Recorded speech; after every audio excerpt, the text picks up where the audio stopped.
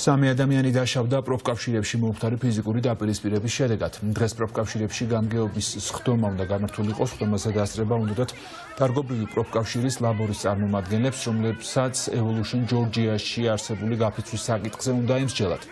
Როგორც დარგობრივი კავშირის წევრები ამბობენ, პროფკავშირებთან მათ ადმინისტრაციამ გაურკვეველი პირები დაახვედრა, რომლებმაც მათ შენობაში შესვლის საშუალება არ მისცეს და ფიზიკურად გაუსწორდნენ.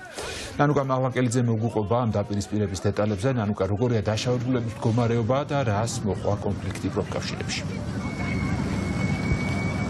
მიშა დავიწყოთ იმით, რომ სამი ადამიანი არის კლინიკაში, ამ დრომდე გადიან სპეციალურ პროცედურებს შემოწმებისთვის. როგორც ვიცით, ერთ-ერთ მათგანს კბილები აქვს ჩამწრეული, ასევე დაბეჟილობები აქვთ მიღებული. თუმცა მიუხედავად ამ ყველაფრისა, სულ ცოტა ხნის წინ ირაკლი პეტრიაშვილის მოადგილემ გააკეთა ჩვენთან კომენტარი და ბუნებრივია ვკითხეთ დაზარალებული ადამიანების შესახებ, რომელთა კადრებსაც ახლა სავარაუდოდ მაყურებელი ხედავს და ის ამბობს, რომ შესაძლოა ეს იყო თვითდაზიანებები, ასეთია მისი განმარტება, რაც შეეხება საქმის დეტალებს. ყველაფერი დაიწყო დღეს დილით, დღეს ჩანიშნული იყო გამგეობის სხდომა, სადაც Evolution Georgia-ს გაფიცული თანამშრომლების საკითხი უნდა განეხილათ. სწორედ ამ საკითხს ადვოკატირებს ლაბორი. შესაბამისად, ლაბორს ჰქონდა სურვილი, რომ დასწრებოდა მათი კანონიერი წარმომადგენელი იურისტი ამ შეხვედრას, რადგან ირაკლი პეტრიაშვილმა უარი უთხრა. ამის შემდეგ ლაბორის წარმომადგენლები ამბობენ, რომ მათ ეგრეთ წოდებული ზონდერები დაახვედრეს, რომლებიც ფიზიკურად გაუსწორდნენ.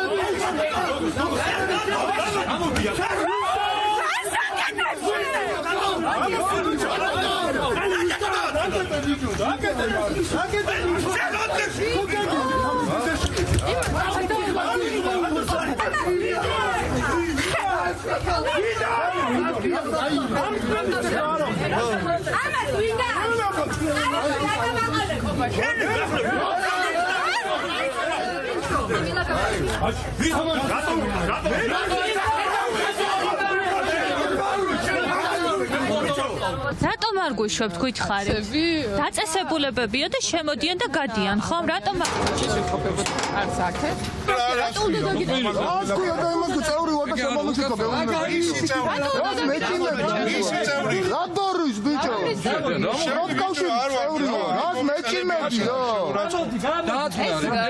მაკრატელის დააფიქსირეთ, იმენად არასდროს იკეტება ეს კარი, რომ მაკრატელით ხსნიან და მაკრატელით იმდენად არასდროს ჩაკეტილა ეს კარი.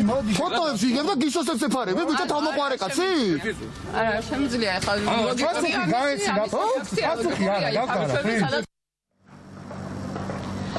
ლაბორის წარმომადგენლები დღეს ჩვენთან საუბარში ღიად აღნიშნავდნენ იმას, რომ ირაკლი პეტრიაშვილი, რომელიც არის პროფკავშირების თავმჯდომარე, არ წარმოადგენს დასაქმებულების უფლებებს და ის ყველაფერს აკეთებს, რომ მათი ხმა იყოს ჩახშობილი და შესაბამისად კორუმპირებულს უწოდებენ მას და მის საქმიანობას.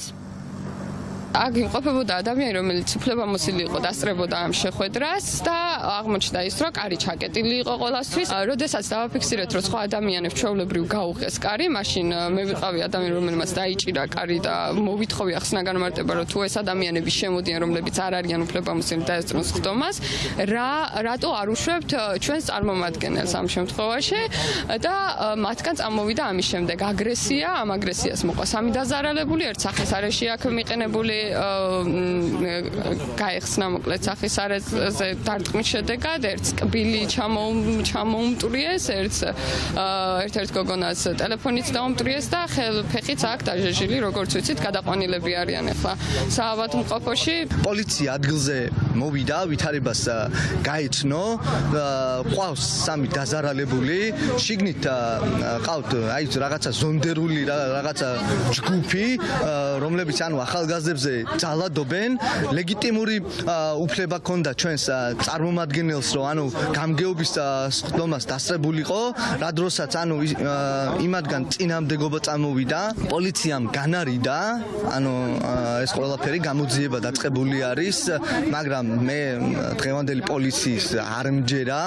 დაპირისპირება მოყვა იმას, რომ უშუალოდ შეხვედრაზე, ესე იგი უფლებამოსილები პირები ვინც იყვნენ, უნდა შესვლა და არ შეუშვეს კარები, ესე იგი უკეტავდნენ და რომ ვცდილობდით, ესე იგი რომ მეუბნეოდით, რომ კარებს არ დავაკეტინებდით, უნდა შესულიყვნენ. ჩვენ მე არ ვცხოვდი შინით შესვლას ან რომელიმე დანარჩენი წევრი, ვისაც ჰქონდა უფლება შესვლის, იმისთვის ვითხოვდით. ძალით დაიწყეს კარის დაკეტვა, ამ დროს დაპირისპირება იმათგან წამოვიდა, ჩვენავე არაფერ უბრალოდ გვინდოდა რომ შეეშვათ ეს ხალხი და სამი ადამიანი დაზარალდა, ისიც ცემის ჩვენიანები, ერთ ესე კვილი მოტეხეს, მესამეს ისე მოხვდა სახეში რომ სისხლი მოსდიოდა და შეშუპებული აქვს სახე და მესამე ერთ გოგო იყო, რომელსაც დალურჯებები აქვს რომელსაც